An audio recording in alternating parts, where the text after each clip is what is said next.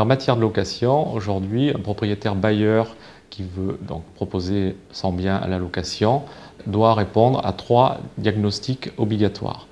Donc le premier qui est l'état des risques naturels et technologiques, qui est obligatoire depuis le 1er juin 2006. Ensuite, nous avons le diagnostic de performance énergétique, qui lui est obligatoire depuis le 1er juillet 2007.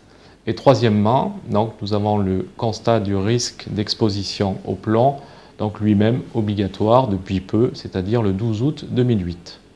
Quel est l'objectif de chacun de ces diagnostics? L'objectif tout d'abord de l'état des risques naturels et technologiques est d'informer les locataires de biens immobiliers des risques auxquels ces biens sont exposés.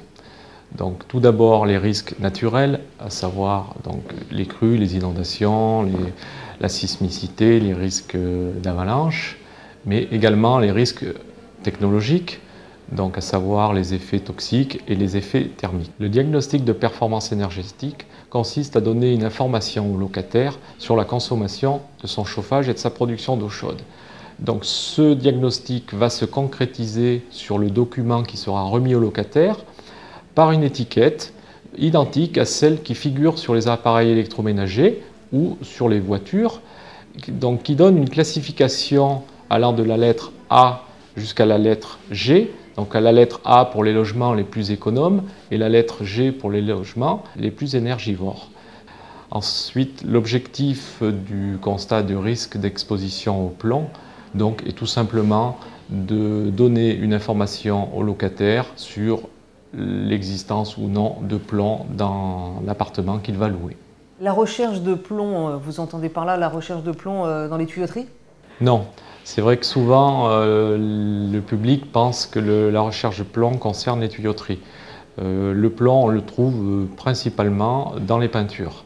Donc ce qu'il faut savoir, c'est que jusque dans les années 40, la plupart des peintures utilisées dans le bâtiment étaient à base de plomb. Alors, en cas de non-conformité de l'un de ces diagnostics, que doit faire le propriétaire? En ce qui concerne le diagnostic de performance énergétique ou l'état des risques naturels et technologiques, il n'y a, je veux dire, rien à faire. C'est une information qui est donnée au locataire, purement et simplement. Par contre, en ce qui concerne le constat de risque d'exposition au plomb, si ce constat est positif à un taux supérieur au seuil réglementaire, et sur des matériaux dégradés, donc le propriétaire va avoir une obligation de réaliser des travaux de recouvrement des matériaux dégradés. Et s'il n'effectue pas ces travaux? S'il n'effectue pas ces travaux ou s'il ne fournit pas le diagnostic de recherche d'exposition au plomb au locataire, il s'expose à des sanctions pénales et à des sanctions civiles. Donc une responsabilité importante.